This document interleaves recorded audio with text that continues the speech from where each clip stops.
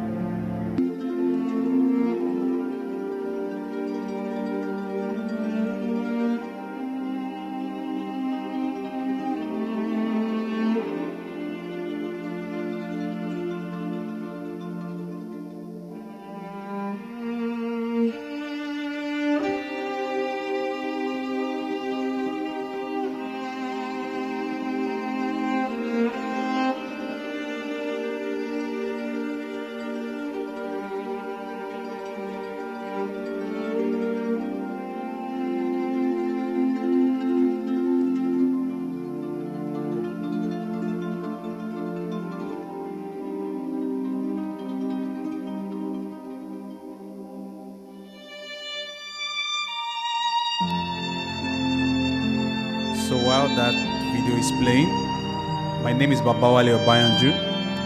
I come from Nigeria. I work with Environmental Rights Action, Friends of the Earth Nigeria, and also I work as a comms person for Friends of the Earth Africa. I just wanted to show us what it means for people to be living in the system or in a failed system or in a system that we've all been talking about loss and damage. I wanted you to see what it looks like to live in a community where actually we are lost and damaged. That video you just saw was from a few weeks ago when flood ravaged over 27 states in my country. And as I speak, many of those guys living in those communities have lost their livelihoods, lost their homes, lost loved ones.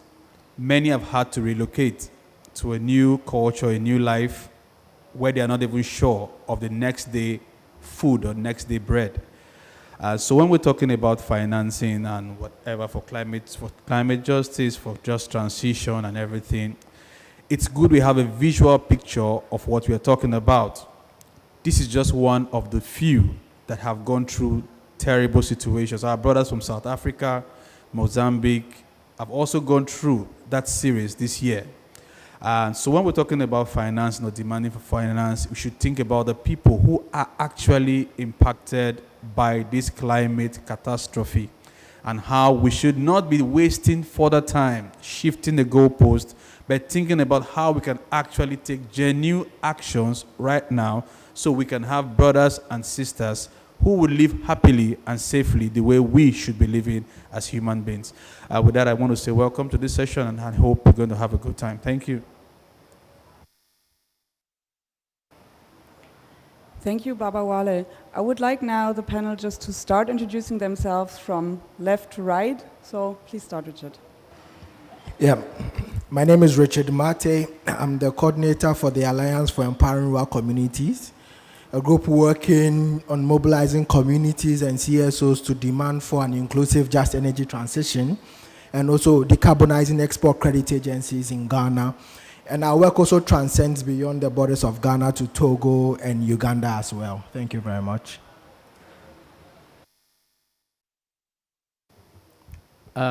Good afternoon to everyone.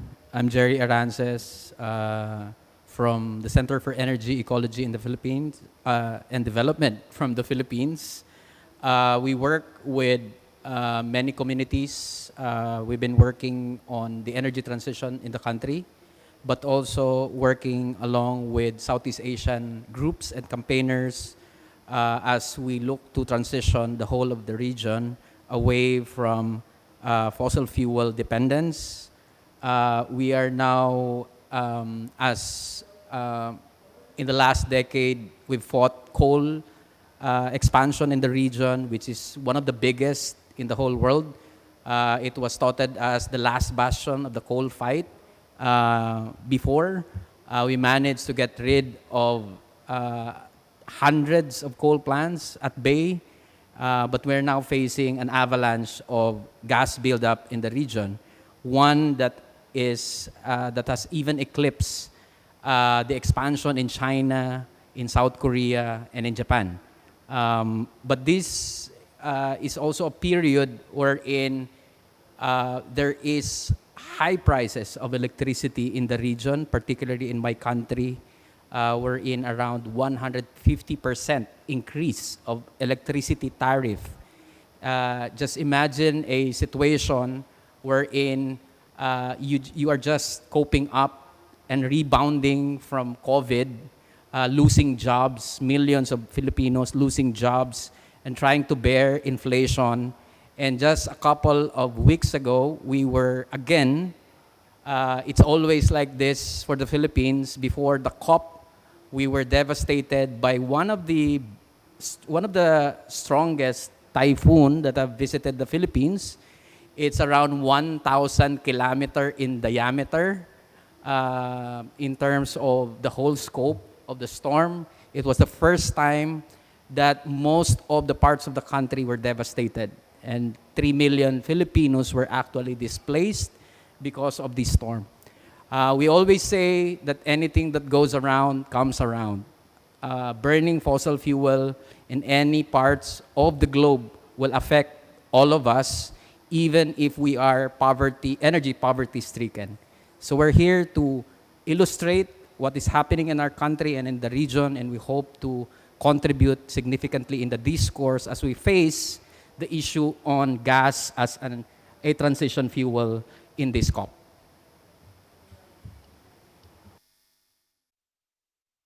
Good afternoon, everyone. My name is Leanne Govindsamy, and I'm from the Center for Environmental Rights, based in Johannesburg, South Africa. So the CER works very closely as part of the Life After Coal campaign with community organizations Groundwork and Earth Life Africa. who both work in coal-affected regions in South Africa and work very closely with communities, supporting them through a variety of different ways in order to challenge new coal, understand what is going on in relation to proposed gas developments in some of those regions as well. At the same time, the CER is also part of the Fair Finance Coalition Southern Africa, which just on Friday released its report, which analyzes the policies of 6 development finance institutions, most of them in the region, and being able to understand the extent to which those public finance institutions are supporting coal expansion or fossil fuel expansion on the continent and in Southern Africa in particular. And I think that the strength of being part of these two complementary coalitions means that we're able to connect finance issues, development finance issues, to what's really going on the ground in terms of the South Africa's just energy transition. And we're able to understand, on the one hand, what the decarbonization of our electricity sector means in coal-affected regions, whilst being able to really challenge and engage with development finance institutions that are so crucial to being able to advance an energy transition in South Africa. So, I think this particular piece of work, and as we kind of will continue to explain during the course of this conversation, really illustrates how there are such a number of different types of interventions and pieces of work that need to come together in order for us to achieve really meaningful just transitions in any country that is embarking on this, and as most countries are around the world. Thank you. Good afternoon, everybody. My name is Suyeon Han, and I'm research lead at Climate Finance team from Solutions for Our Climate, based in South Korea. And we are advocacy group, and also we do research and campaign. So for today's discussion table, I'd like to bring 2 main points. The first one is that the whole dynamic change in energy sector after Ukraine invasion by Russia can be like an opportunity for the energy transition. And the second point that I want to bring is that the challenges of removing financing from fossil power. Yes, and then I will pass to... I thought I did an introduction before. But anyways, I think I should let you speak. Thanks a lot. My name is Petr Hlobil. I'm with Bankwatch Network. Bankwatch Network is the network of organizations from Central and Eastern Europe. We're working on the European public finance institutions primarily, like a European Investment Bank, European Bank for Reconstruction and Development, EU funds, and others. And we're working with the communities and NGOs, both in Central and Eastern Europe, but also in Asia, Africa, and other regions, wherever the European institutions are financing. The main concept for our work is that we believe that if there is a public finance, it should be used for the public goods. And it's very difficult to find the public goods in the financing of fossil fuels. So we're working on those institutions to decarbonize their portfolio as soon as it's possible.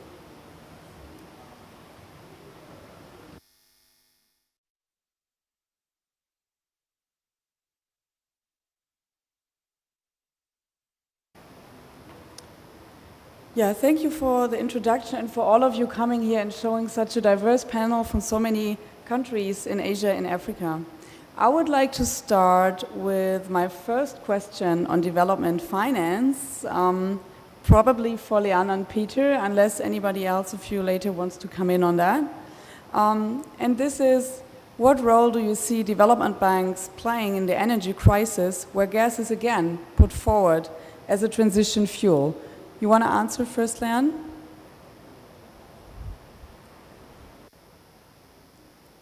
I can go. Thanks, Katrin. It's such an important question because, as Peter has also said, public finance institutions need to be really leading in terms of any decarbonization pathways that are happening around the world, right? But instead, what you're seeing is that a lot of public finance institutions, instead of leading the way and serving developmental mandates or advancing the SDGs or looking at what sustainable energy security looks like in developing countries in particular and low-income countries in particular, what they're doing instead is filling the gap where private finance is rapidly kind of pulling out their finance away from very risky gas and coal projects, right? And so this is fundamentally going against their mandate, and in South Africa at least, this fundamentally goes against their constitutional mandate. Right? We have very robust constitutional provisions that speak to sustainable and just and equitable development in South Africa. And so we see the work of development finance institutions in that context. So what does that mean? And how can they really play a role?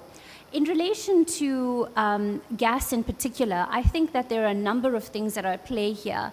And we need to be able to recognize the different influencing factors that relate to how public finance institutions or development finance institutions conduct their work. The first is their political mandates. Oftentimes, public finance institutions are either owned by the state or co-owned by the state, and so are very much led by the political mandates of the countries in which they are based. So in South Africa, where we have national policy that is advancing a particular role for gas or for even coal expansion, you'll see development finance institutions pick up on that because it's nationally mandated policy on the role that gas can play in advancing our own development. So crucial to our work in South Africa has been the kind of work that we are doing to engage at a national policy level, right? The second thing, as it relates to gas in particular, is how DFIs locate their work within a particular energy sector, right? And so the technical analysis and the explanations often that you will hear from development finance institutions is that we need gas for base load.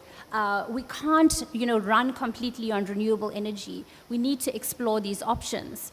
But something that is so critical, particularly in Southern Africa, is that we currently don't have gas infrastructure, right? In order to build gas infrastructure, it's going to take us years. What that means is that in order for those in South Africa or in Southern Africa to achieve energy security, we are creating a false narrative to say that gas has this fundamental role to play. It's going to take so many more years to build new gas infrastructure compared to the time and the cost related to renewable energy.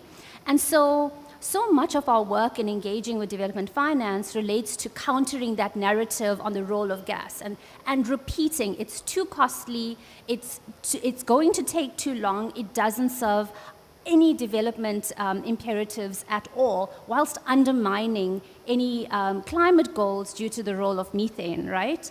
So I think, and Katrin, I know Peter also needs to come in around this. What we're seeing, this is going to be my final point on this, is where you have just energy transition partnerships or JETPs that are occurring around the world, I think we've really got to watch the space for the role that DFIs play in providing financing to JETPs in countries where gas could potentially play a role. Now, you've seen, particularly on the African continent, and some of the African ministers at an AU meeting really spoke about the role of gas on the continent. And the JETP partners, which is the international partners group working with developing and low-income countries around the world, they're saying we're leaving it to the individual countries to determine their decarbonization pathway. So, for example, if Senegal had to come forward and say, actually, we see gas as being playing a critical role in our GDP, the international partners are not going to argue with that. And that means that you're creating space for gas to be financed through just energy transition partnerships or through climate finance. So we have to pay very real attention to the ways in which development finance not only goes against their own mandate and policies, etc., but critically undermines the role of climate finance, as some of these JPs are serving as precedents around the world. I'll stop there. Thanks a lot. I will use the example of the European Bank for Reconstruction and Development, the EBRD, to illustrate what role that can play. In theory, those institutions could play very positive role in the energy transformation. European Bank for Reconstruction and Development, they have explicit mandate to help transition of countries, whatever transition does mean. Our interpretation would be transition to the low carbon future. And indeed, between years 2018 and 2021, they financed 5.6 billion, and sorry for the throwing at you a few figures now, they financed 5.6 billion euros in the clean energy finance, renewables, energy efficiency. Absolutely plausible. But now I would like to show you the example of one of the projects in Central Asia. Katrin, can you please put a slide on? I'm talking about the Sirdarya project, which is the 1,500 megawatts of the gas power plant. This project was approved by the EBRD in 2021, so last year. EBRD invested in this project 200 million. 100 million came from AIIB, and then German KfW, they have a 10% share in the entire project. There is a private finance side of it, but that's guaranteed by MIGA, which is the arm of the World Bank. So we have at least 3 international public financial institutions involved in these projects. Now, let's look to the climate impact, and those data are not from us. Those data are from the EBRD. Okay, so this project have 25 years agreement for the supplying energy to Uzbekistan.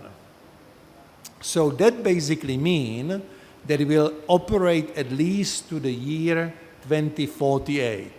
If they would like to get out of the contract, they will be penalized. So this project must operate till 2048, otherwise it will become a penalty for Uzbekistan. And over the lifetime of this project, the project is going to release nearly 100 million tons of the CO2. Now, if I look to the other project of the EBRD on the positive side, last year,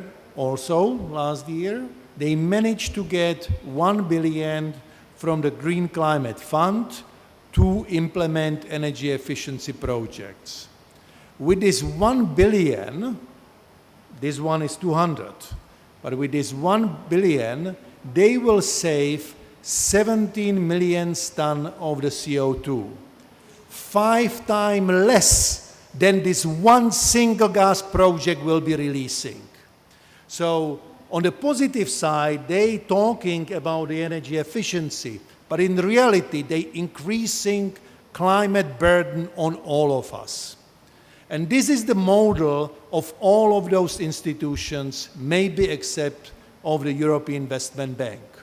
They are sitting here in the other pavilion discussing about the methodologies, how to be Paris aligned.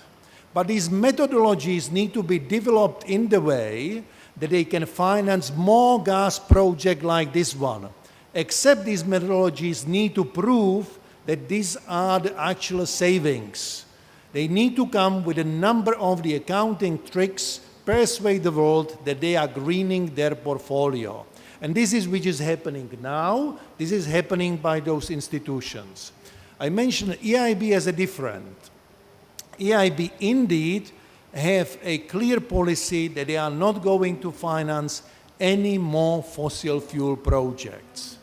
And that's the only true Paris-aligned methodology, because if those institutions should be helping on the shift towards the green transition, they need to finance green transition. They should not finance any single more fossil fuel projects in whatever form.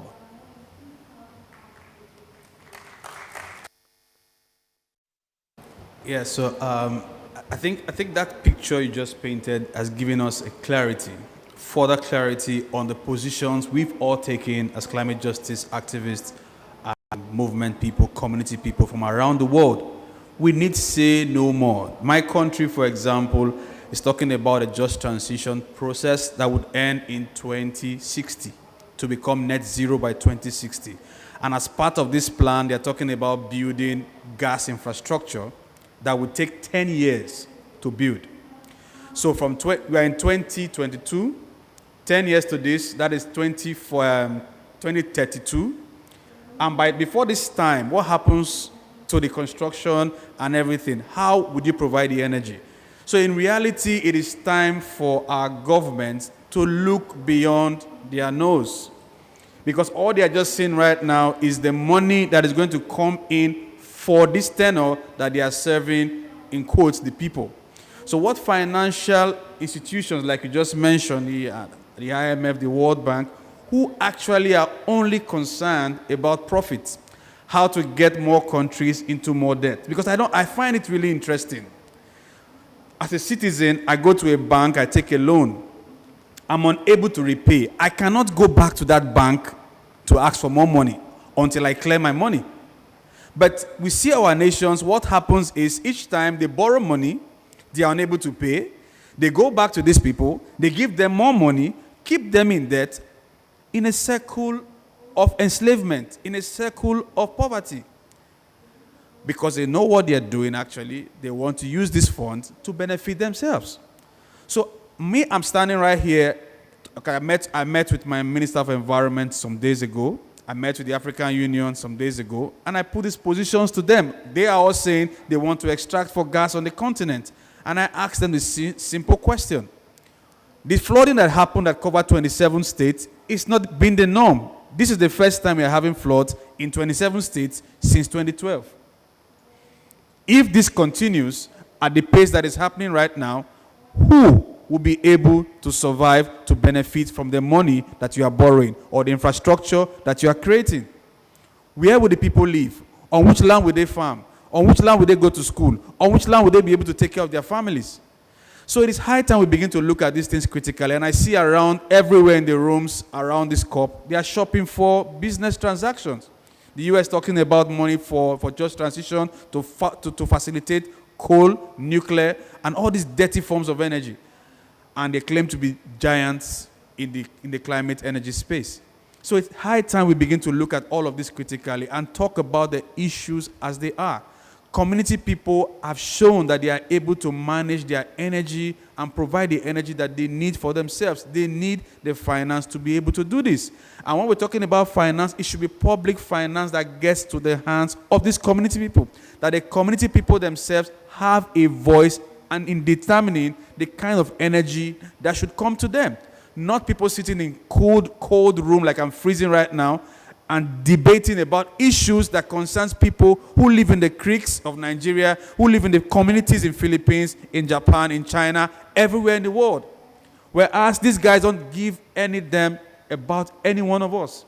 So it's high time we put our voices together and talk to our government to take a stand. Even if they feel they're going to take the money and go to Swiss bank and deposit it, their families still live in Nigeria. Their families still live in Japan. They have mothers, they have fathers, they have sisters, they have brothers who still live on the continent, who still live on the soil. So no matter the money you amass for yourself and steal and take it out or do whatever, your family still is on ground. So always put this in context and think about the people that you have come to serve. So I'll stop here for others to make their contributions. Yeah, thank you for these honest words. Gerry, I see you also want to comment on development finance. Please. Sorry. Just 3 key points that I wanted to add to the conversation on this matter. But first of all, it's so unfortunate that we got out of Glasgow with some languages that we can actually, take into account more inroads, right, towards getting rid of financing, particularly public finance going into fossil fuel. But we find ourselves here, and there's a lot of discussion on gas as a transition fuel. And most likely, public finance will actually be committed. So I wanted to add, in particular, to the technical side. In particular, in the Philippines, there's around 150% increase in terms of gas buildup. 29 gigawatts, which is way beyond the existing capacity of the Philippines, of our power sector, which is 22 gigawatts. And that's all gas. And it's not just 25 years, actually. It's pretty much 50 years. So how can the industry or governments or MDBs say that it's a transition fuel? It's not. As illustrated by Leanne, it's actually there to exist. So that's one. But in particular for the Philippines, there's a lot of discussion why we need gas because of flexibility of our power sector. So we go beyond the debate on baseload, right? Because in the last decade, they set up a lot of coal plants. So now we need flexibility or peaking plants. And here, I think this is, as you've said, this is a very good opportunity to actually put forward renewable energy that are far more superior in terms of the issue on flexibility, the issue on peaking, so on and so forth. And we can go deeper on that in terms of the technical aspect. There's a lot of resources around it, which basically shows that renewable energy are far more capable compared to gas, and in particular in the Philippines. So that's one. But it is connected to the issue on poverty alleviation, which is the mandate, the core mandate of all this public financing. And in the Philippines, if you look at gas, which is around more or less 10 cents right now per kilowatt hour, and renewable energy or solar is around not even 5 cents, then what's there to argue that gas will actually provide cheaper electricity?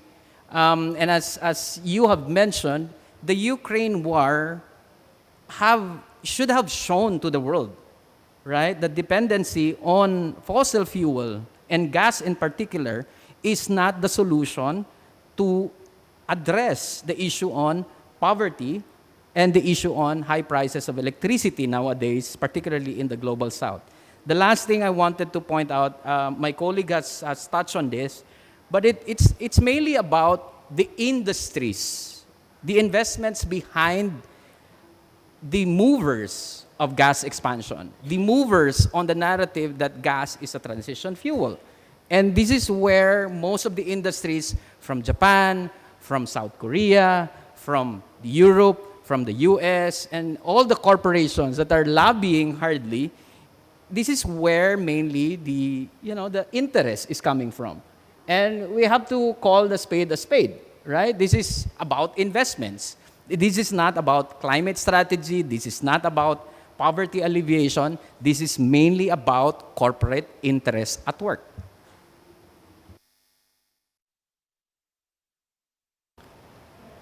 Development institutions as corporate interest. Yeah, also thank you for that clarification, Gerry.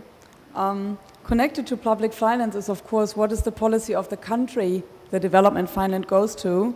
And this question is definitely for Richard and for Suyun and for anyone else who wants to answer after. It's like, what is the position of your government on fossil fuel finance expansion, and what is your answer to that? And please, Richard, I would like you to answer first and then go ahead with the other answers. Well, my government's position on fossil fuel expansion is to push for more of it, specifically oil and gas. This is basically to guarantee the best fuel supply security due to a diversified fuel mix we have in the country. And this is also to include natural gas and nuclear energy. And this is just to meet the energy demands of the country. And this has been entrenched in the Just Energy Transition framework, which was launched, I think, a few days ago here in Sharm el-Sheikh at the Ghana Pavilion. And for me, my view has always been that we don't need fossil fuels for a country that is so rich in renewable energy sources. I mean, we have abundant sunshine all year round. We have wind energy potential. We have tidal waves potential in the country, which, if the government is really committed to ensuring energy security and also a universal access to energy, then this is the time to begin to explore these renewable energy potentials that we have in the country and not to expand fossil fuels, because we've been doing this over the years. Ghana has become fossil fuel dependent. We have over 68% of our energy sources from fossil fuels. And this, I mean, the country hasn't benefited in any way of it financially, community-wise. I mean, where these projects are located, there's evidence of huge impacts that the communities are experiencing. And the communities are so agitated that before coming to COP, I visited a few of them, and one community, which I wouldn't want to name, the people are planning to go offshore to blow up the place, just to send a message to the government that we've not benefited from this offshore gas project, and we are tired of the promises that has been delivered to us. We've not seen anything. So this is for the government to really know that, I mean, gas is not the way to go when we have abundant renewable energy sources in the country. So my position has been always to advocate for a transversement into clean energy. Though the government has termed gas, natural gas, as a clean energy, we believe that this is just greenwashing to be able to push the agenda of the government. Thank you. Yeah, thank you sharing also the drastic engagement of activists. But it's a drastic time which needs that. Suyun, and I know Baba Wale also wants to come in on that after. Suyun, please. Yes, so I'm glad I have a neighbor, my brother from Ghana.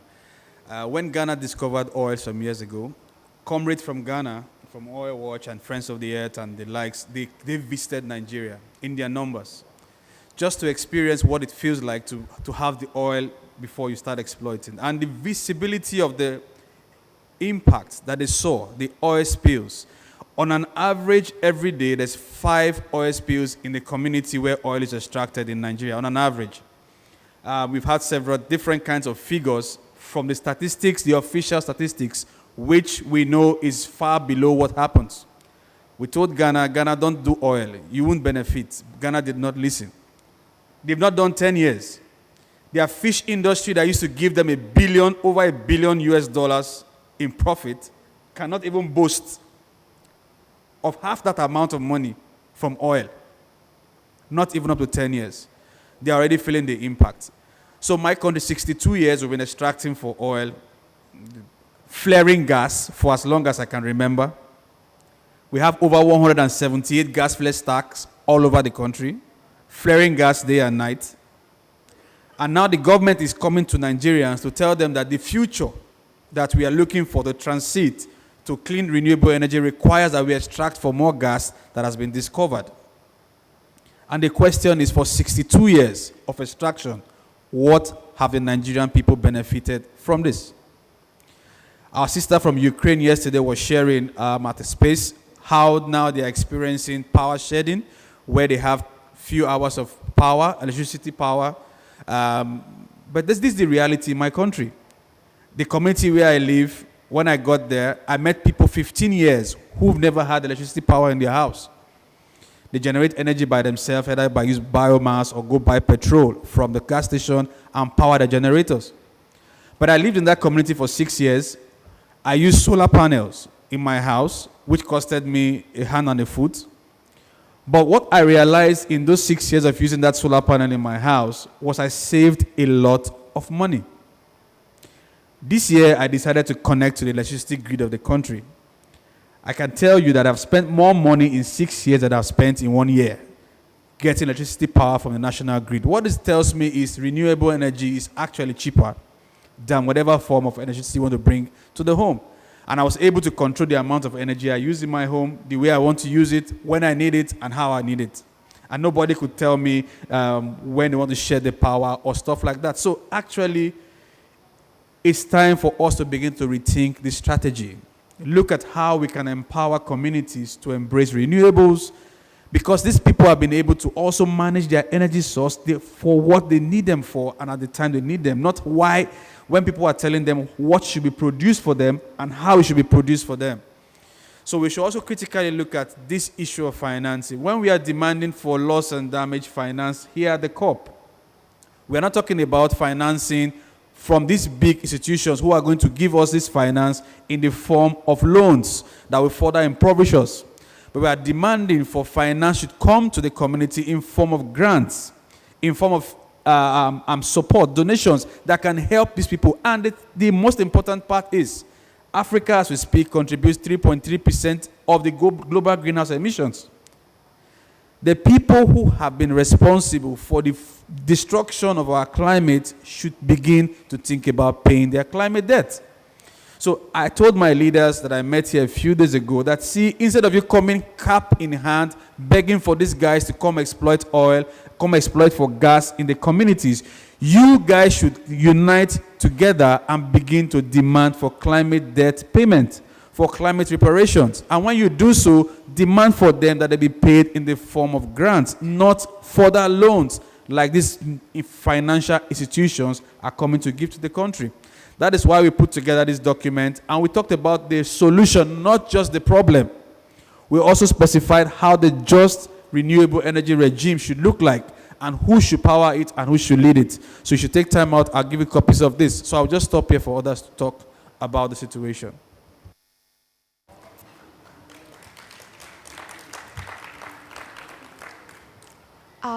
Yes, so from the South Korean side, I can share our government's position by sharing the ongoing cases that Korean public finance sector is doing with the fossil expansion.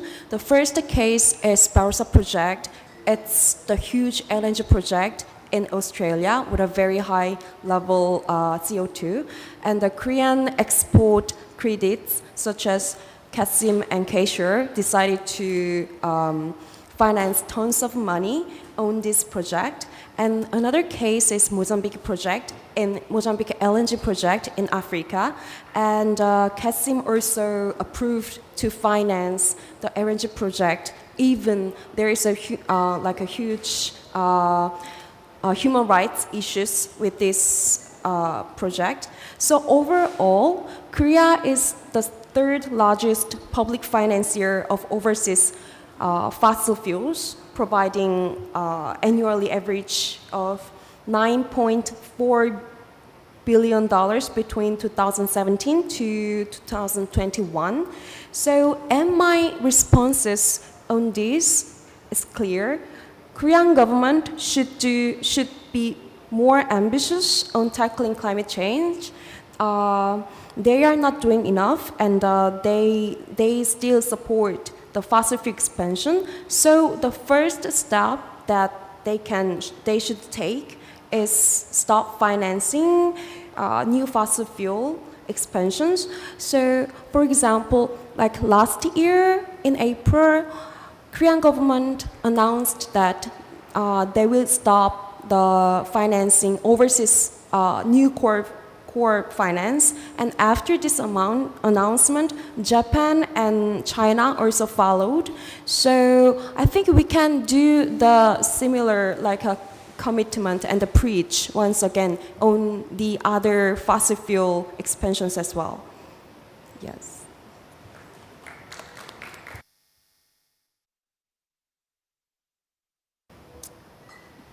Yeah, now's the time if any one of you wants to comment on their government, and I see Peter raised his hand.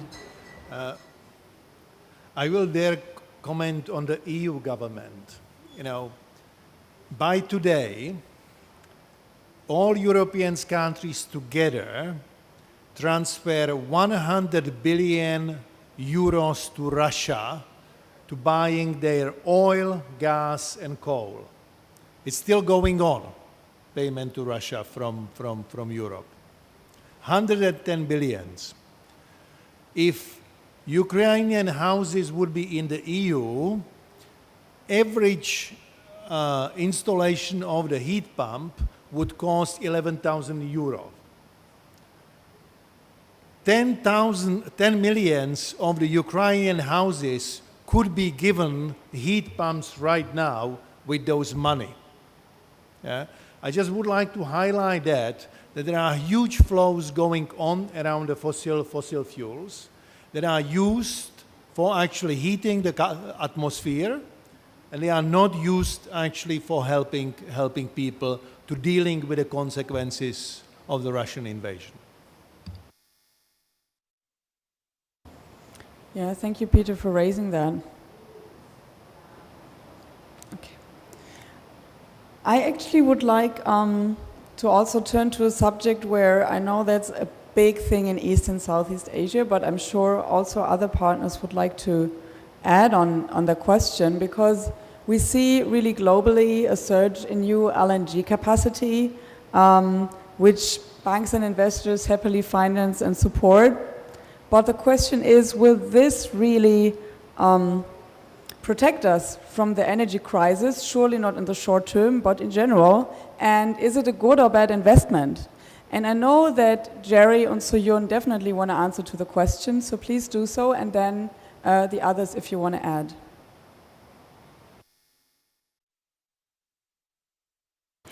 So my answer to this question is really simple. Of course, it's not a good investment. The additional investment decision to LNG, that is not for the current crisis, but rather for the long-term and mid-term demand for oil and gas. Because the new LNG could only start operating in 3 to 4 years after the financing. So also, if I reference the report from IEA, International Energy Agency, IEA recently published the report suggesting that gas supply should shrink to 25% of current level by 2050 with its net zero scenario, which means that new LNG projects that are financed with hope to earn cashes for decades after operation could be stranded before getting repaid. So it's really simply see that we can simply see that the new money, new investment in the new LNG will be stranded assets in the very near future. So if financial institutions see the little bit further, they should stop they should not invest in LNG project. And yeah, maybe I'll pass to. So as I've mentioned a while ago, briefly, one of the biggest LNG build-up in Asia is actually in Southeast Asia. It far eclipses that of China, Japan, and South Korea, those that are in the pipeline, with around 128 gigawatts in total for Southeast Asia. And it's being led by, in terms of gas LNG plants, it's being led by Vietnam and the Philippines in terms of pipeline projects. With LNG import terminals, it's led by Thailand, as well as Vietnam and the Philippines. But for LNG export terminals, so it's not just importation, but there's a host of build-up of export terminal. It's basically led by Indonesia and Malaysia. So there's also a surge in terms of LNG exportation from the region. And quite prominently, the financiers in the pipeline is actually led by Japan. Banks, especially JBIC, and many other private banks, but as well as European and American. But some of the details of this, we're actually launching a special report on the gas build-up in Southeast Asia and who's behind it. But definitely with the build-up, as I have mentioned a while ago, it is not, we think that it's not a transitional fuel. How it is being laid out in the region and how governments in the region are looking at it, it's actually not looking at, we're not looking at this transition here, but another detour away from vast renewable energy potential in the region. I've mentioned a while ago that cost competitiveness for renewable energy in many of these countries, and in particular in my country, is way advantageous already. In terms of stranded assets, it's already existing.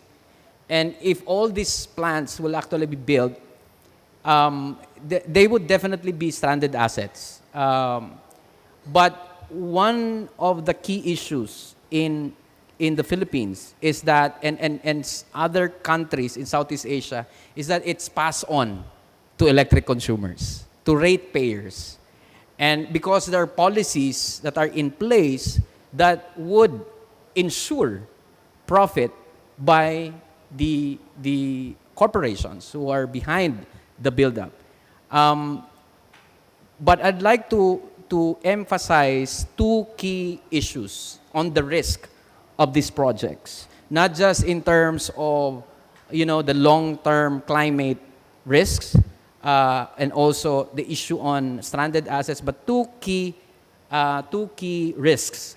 One is the risk which is provided by opposition.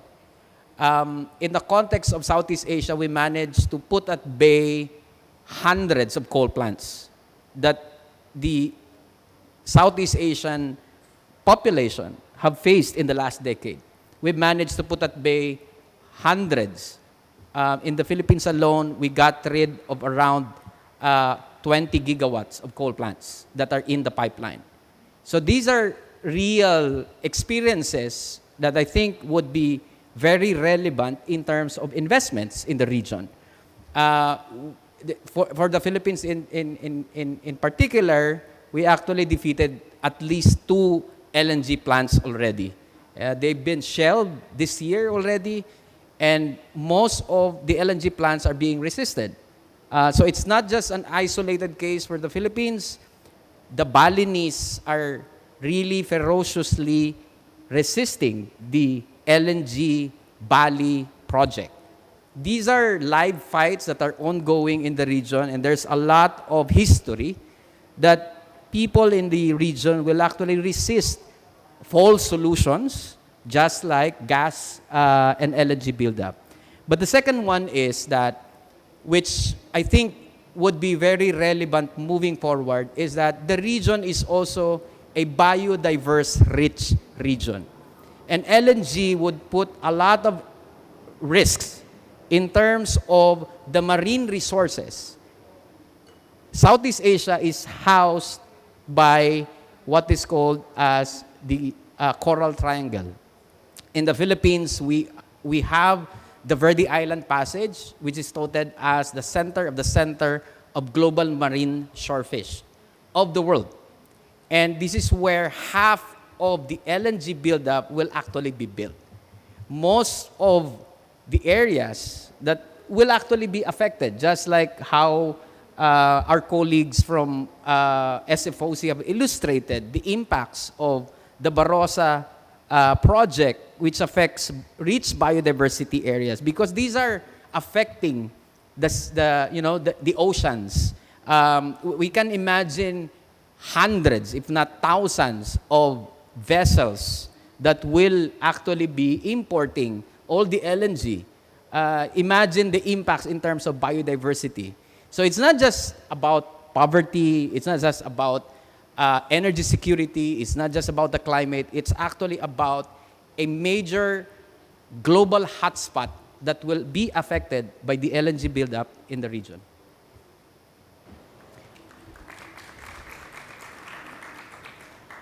Thank you for mentioning VIP, Gerry. And I saw Leanne wants to come in on that question as well.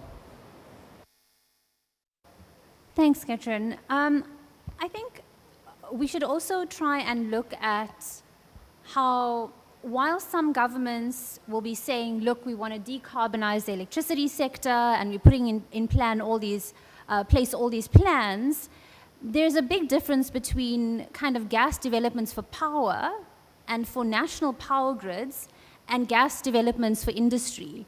And I think we're seeing that a lot in South Africa, right? So we have a JEDP plan, investment plan that's been approved. It was approved last week. And I won't get into some of our concerns about that particular plan, but it's interesting to see that while we have that plan in place and we're looking at decarbonization and we're looking at this being a 30-year plan, etc., we still have so many applications for gas exploration and prospecting, particularly on the west coast of South Africa and in some of the interior regions. And that's primarily gas for industry. And so, even if I think of one example where one of our companies, which is the second highest GHG emitter in the country, Sasol, they're the highest single point emitter in the world, right? And they have recently concluded an agreement to obtain gas from Mozambique. And I'm sure everyone's quite aware of all the kind of issues that have arisen in Mozambique related to gas there. So it's interesting that we have a situation where governments are trying to do a particular thing, but at the same time, some parts of government are still approving gas developments or allowing gas exploration, etc., for purposes of industrial use. Recently we tried to uncover who the financiers were behind a lot of these explorations for gas and prospecting, etc. And what was really interesting is that at those early stages of an environmental impact assessment, or even if it's for exploration, a lot of the financial information is just not available at that very, very early stage, preventing us from really understanding. And we've worked, very closely with a partner of Urgewald's Profundo to try and understand this. And so I think what we also need to be demanding is that where you have international investors, right, and companies that operate at a multinational level, they create a whole lot of subsidiaries in various areas around the world, and we're not able to uncover the link between the subsidiary finance into kind of domestic areas or in local areas. And so, You know, I wanted to reflect on that question also because it informs how we go about our strategy in the different areas that we're working in. And we need to acknowledge these different challenges and be able to very clearly understand what these gas developments are, because it's not always for energy security.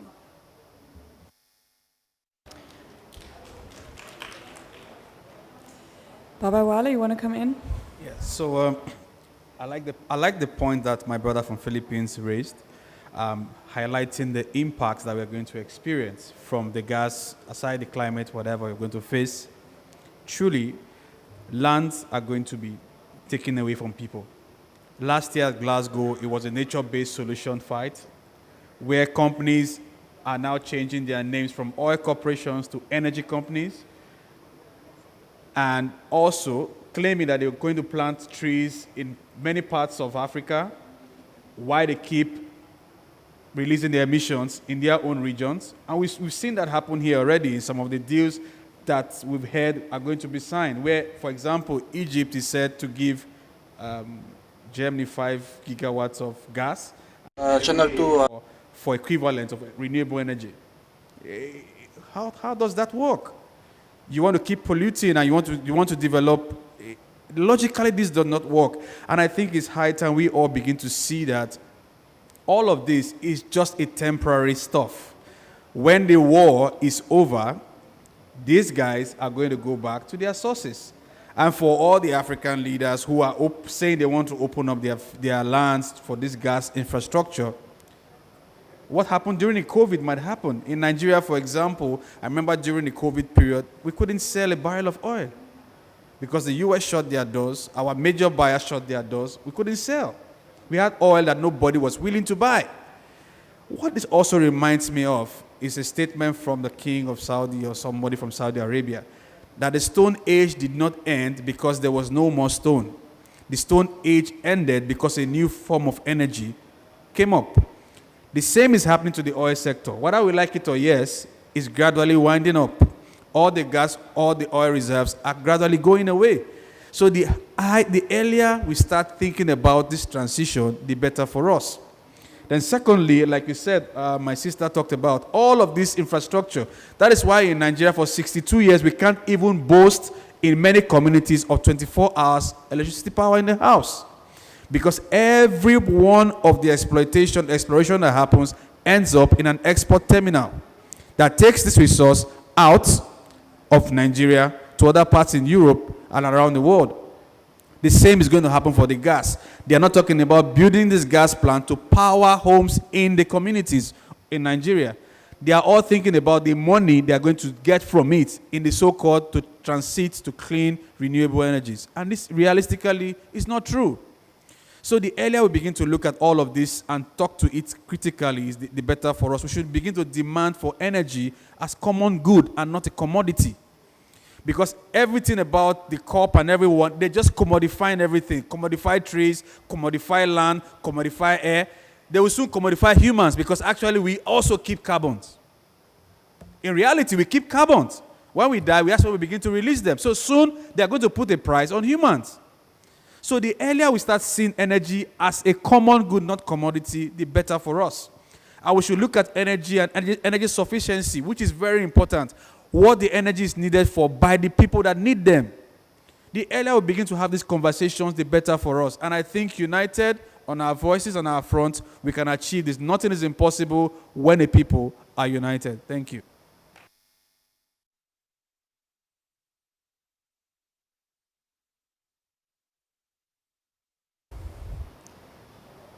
Richard or Petra, you want to comment on LNG, both of you? Yeah, so I'll let Richard and then Petra. Yeah, thank you very much. My brother from Nigeria has mentioned a lot.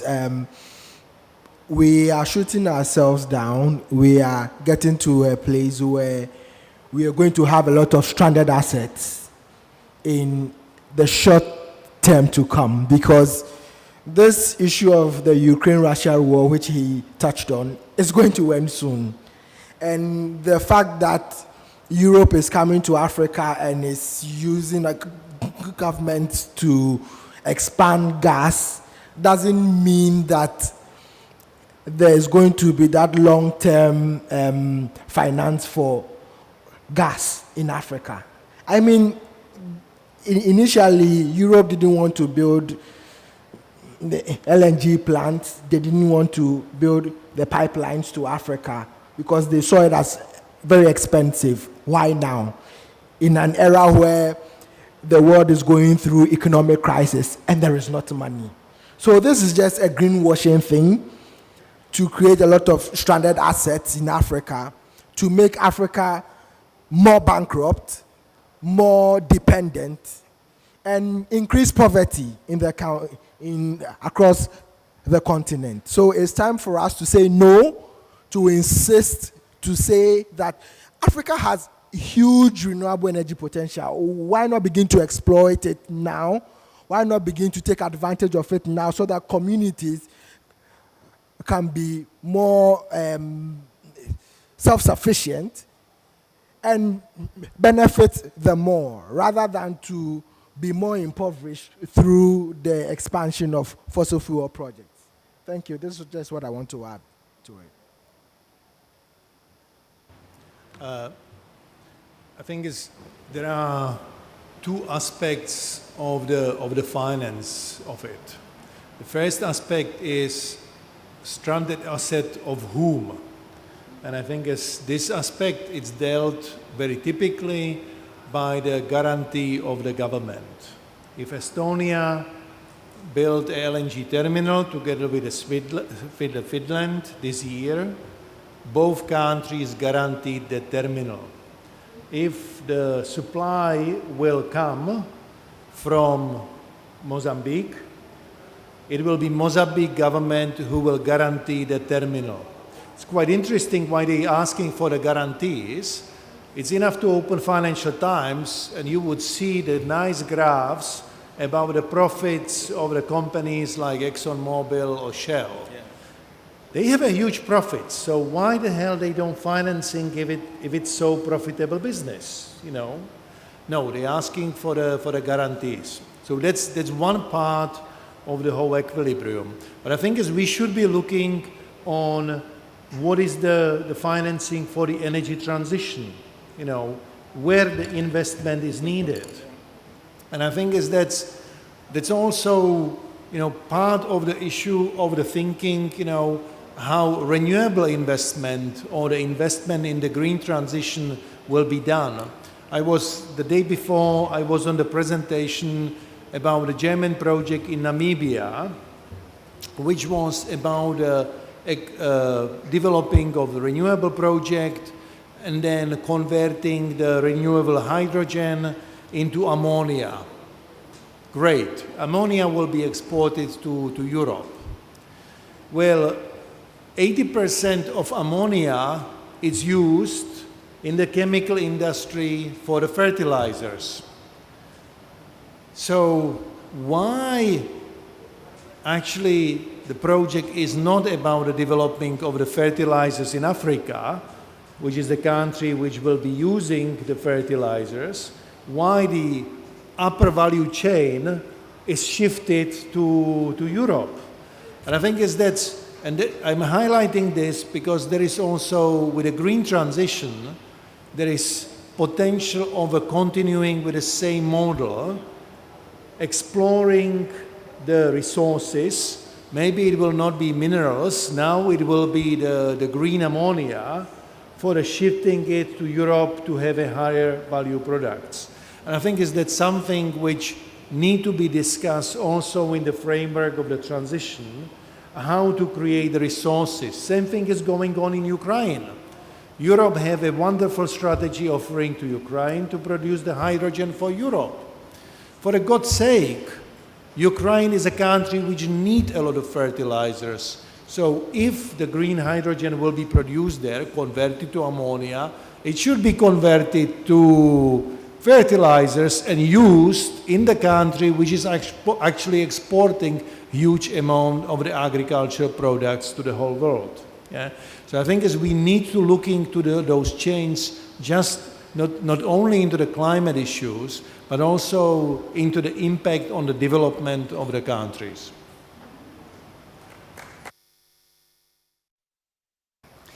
Also, thank you. I see two topics here coming up. The one is definitely the value chain, also the question of who's making the profit and who's carrying all the burden. And I saw Gerry and Babawale both want to comment on that again. So Gerry and Babawale, please. I'm actually, I think that I'm commenting on another point. Is that okay? Then maybe let Babawale speak first, and then you can change the subject. So he just asked the question I keep asking myself. Why is it that everything that these financiers want to put their money in is not for the growth of the communities of the place where they're going to extract for the whatever resource? Why is it always going to other parts of the world?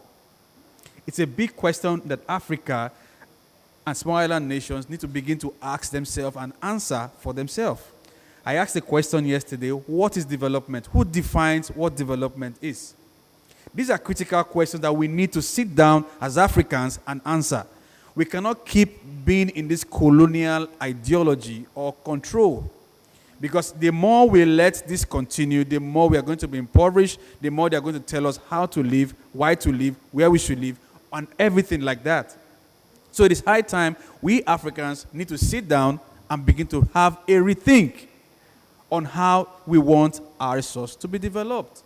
It really beats me every time. It beats my imagination every time that we keep being in this circle from year in, year out, government in, government out. But it's high time we take a stand and begin to ask critical questions.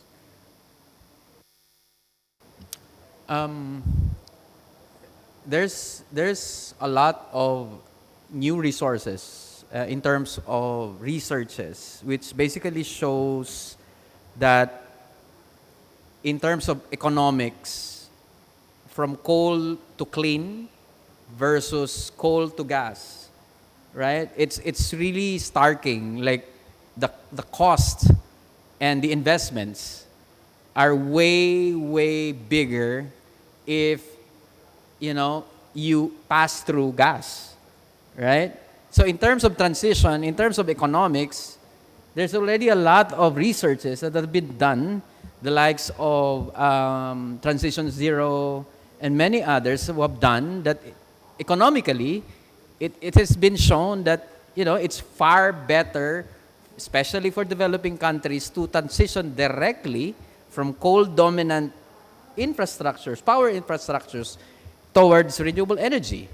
We can go one by one in each developing country, and the data shows that it's way better for that country in terms of energy poverty or addressing poverty alleviation as a key strategy moving forward.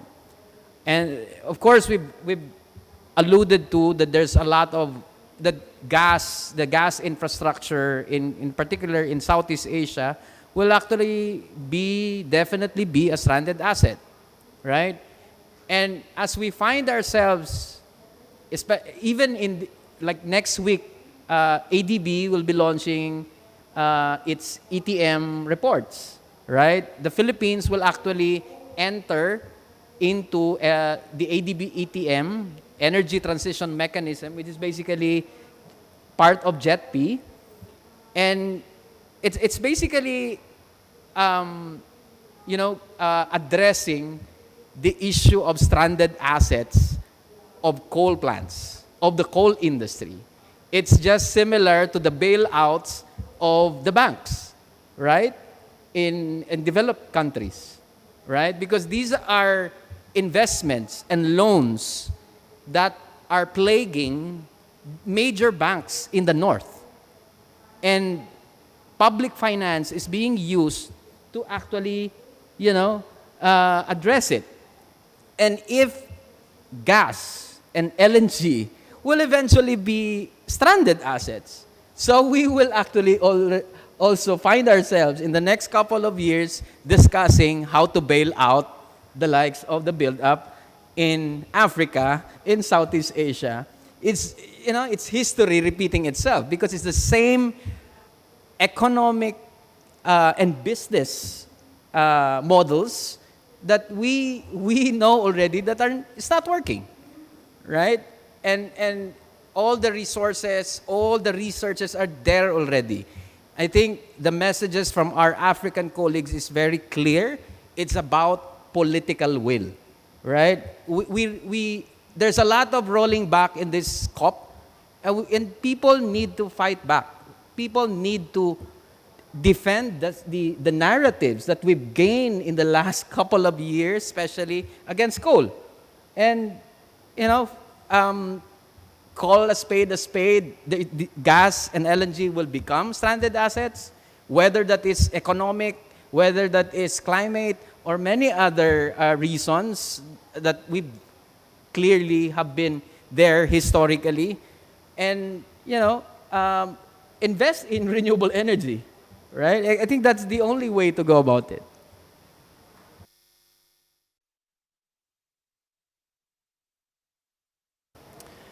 Yeah, so thank you for this. I have actually a final questions to all of you, and it could be also the final round because I see the canapes for the next side event already came in, and I would also ask the audience for some patience because all of the speakers will be here to discuss with them after. So please, all of you who want, please answer my final question on. We know, or we heard, don't take a detour, you have to invest in renewables right now and in a just transition. So what is then actually needed from financial institutions, be it public, be it development, be it private? What is your message? What should they do to enable a just transition? And you want to start, Peter? And then we just go all the way back to me. For the multilateral development banks, just concentrate on the financing energy efficiency and renewables. Don't do anything else. This is what is needed. Concentrate on the projects that are involving communities, so the communities can benefit from those projects. All of those banks already know how to do this, but that's not the main part of their portfolio. And I think that need to be changed. And so what is needed is a clear political will on the side of their shareholders. And that's basically French. need to put a pressure on the Western or Northern governments because those are the main shareholders of those institutions. Final words to the financiers. Stop financing new fossil fuel projects. He has said it already. Invest in research that would benefit the people in the global south who needs the technology to do this transformation, make this transformation from the dirty fossil fuel regime to a clean energy regime. The people in the global south need to be able to own this process of constructing or developing the tools, the solar panels, the wind farms, whatever that's required to make the transition happen. If we just talk about transiting from the fossil fuel to renewables without talking about how the global south are going to be a part of the people who control what happens, how the solar panels are made, how they should be made, where they should be placed, and all those kind of discussion, we are still going to go back to the former regime where those in the global north control how we produce the energy we need. So there is need for investment in Africa on the people here to be able to develop these materials for themselves and the way they need it. And we should make sure we fight that these financiers realize that energy is for common good and is not a commodity. And lastly, for those who are peddling false solution, the easiest solution we need right now is not the geoengineering. It's not the different kind of stuff we have been peddling around in the COP rooms. Just simply put off the tap. You cannot mop a room that they have the tap flowing. If you want to mop a room to make it dry, shut the tap first and then mop the room. Thank you very much. So the actual thing that need to be done is by financiers. They should take a way to accelerate the core phase out and fund climate justice And if I take the example of South Korea, the amount of money that is needed to shut down coal power plants is not that expensive. So there are all coal plants in South Korea can be retired by 2035 with less than $10 billion. And of course, it should be done, the public finance sector that should take this innovative way of financing and manage this transition.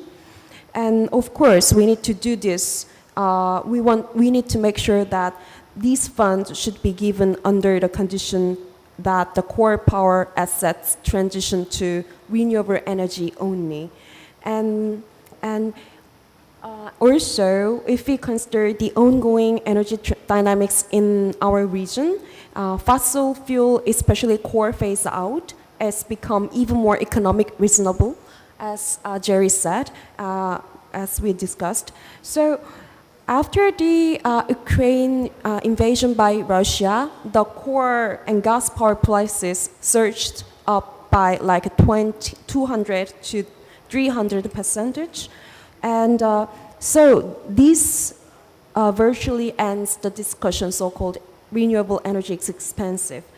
And also, if we broaden our side, the problem is not just about the energy transition, not just transition finance of existing fossil fuel assets, but it's also more about the belief in renewable energies. So in Asia, we have like monoliths of state-owned utility. For example, like in Korea, we have Korean Electronic Power Company, KEPCO, and PLN in Indonesia, and EVN in Vietnam. So how to change these dinosaurs should be a global problem. And I think we, the climate community, should understand and know and recognize that these companies have been often like blocking renewable energy investment using their market dominance and regulatory dominance as well. And also I want to highlight that Asian governments also show a kind of tendency to use their government institutions to protect fossil assets. For example, in Korea, core power assets have been ailing and the government has been using public pension funds or central bank as the last financial resort of core power assets. So we need to discuss on this matter and gotta do something. Yes, I will stop here.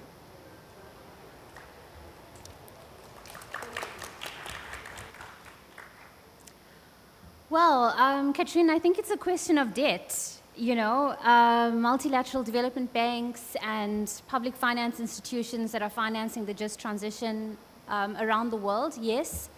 Stop financing fossil fuels and support just energy transitions, but don't indebt developing countries, low-income countries. Like, this is the thing that we're going to have to face. If we look at South Africa's GDP, we have 4% of grant financing, 65% of, this is approximate numbers, of concessional financing or loan financing, and the rest is corporate financing and guarantees. That's 4% of grant financing that needs to be used to address social outcomes that will result from the decommissioning of coal plants in coal-affected regions. I mean, this is what IPG partners, the IPG partners committed to supporting South Africa's GDP, and we have such a small amount of grant financing.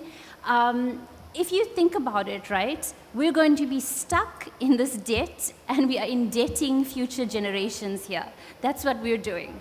And so it's a question of debt, and it's also a question of reforming international finance architecture. The people that are giving us the money to do this from the global north are far more responsible for global emissions, right? So you're paying us to solve a problem that you created, but you're indebting us at the same time. I mean, it's kind of absurd, right? That now we're going to have to pay interest on these loans for generations to come, and you are in charge of making the rules. Like, why is the IMF not exercising its special drawing rights? And why aren't you looking at the fact that we're now classified as low income, upper middle income, and so the World Bank is determining the rates of interest that is being granted to GDP countries? Those are reforms that the shareholders of these global finance institutions and the finance institutions themselves can radically reform before they give us this money and indebt us further. I'll stop there.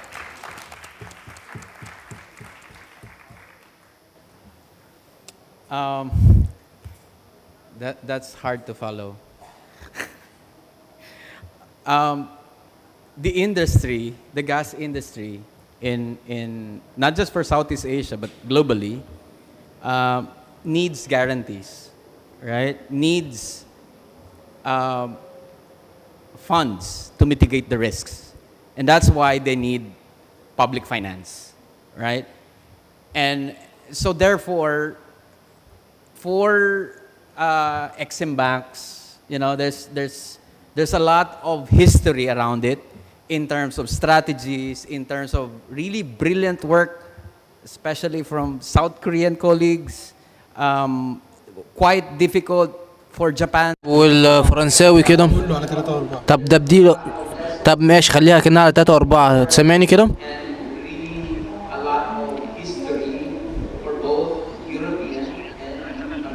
ثلاثة وأربعة سامعني دلوقتي كده سامعني سامع الفلور برضه سامع الفلور يعني 3 و4 دي كده سامع الفلور مش سامعني خالص بيقول لي In what they call us, they have this immunity, right? So you cannot go to courts versus the World Bank or versus the Asian Development Bank, which all has all these loopholes, all these loopholes, and the climate community needs to revisit the issue on immunity. Needs to revisit because most of the governments that are actually have funds for the multilateral banks are actually accountable to the people, to respective people. So I think the issue on addressing the question on immunity vis-a-vis climate imperatives, economic imperatives in this era will actually be very important moving forward. We have a host of strategies vis-a-vis the private entities, private financiers, which have worked tremendously in the anti-coal movement in the last decade, moving a lot of big pension funds, big banks, having all this, race to the top policies. I think there's a lot of lessons there moving forward vis-a-vis gas. But I think one of the common across the board in the last decade and as we enter the new phase of gas as a transition fuel is one of the biggest risks, which is people's resistance. And in this panel, I think that has been alluded to again. And communities will always resist what eventually they think is bad. And all the countries, especially in the developing world or the global south, have shown time and again that we will resist all these projects. And with that, I'd like to borrow a quote from a young, brilliant young woman activist from the Philippines who basically led a movement at a young age, slayed a 300 megawatts coal plant, inspired a lot of priests, consumers, workers in that region, and is now fighting against the LNG buildup in her hometown and the rest of the country. She went here and spoke, and I'd like to borrow her quote because it sort of inspired me more. As she said, changing the world is not only necessary, it is possible. I think that is the message to all of us in the climate movement moving forward. Yeah. So, to add to what has been said, my message is plain and simple. Put people over profits. And that is what we want public financiers to know. We demand for climate justice and therefore put people over profits. Thank you.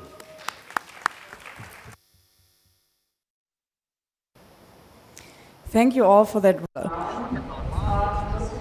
من 1 ل 4 كلهم فرور. And I would love to have 2 hours more, but maybe we can just keep on discussing outside.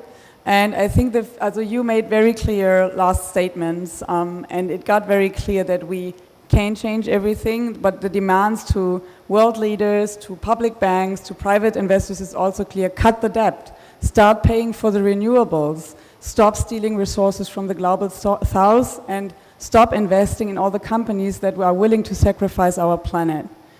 I will now make room for the next event. Everyone who would still be interested in hearing more about fossil fuel expansion and who is financing it, please come to our press conference on Monday at 1 o'clock in room Luxor.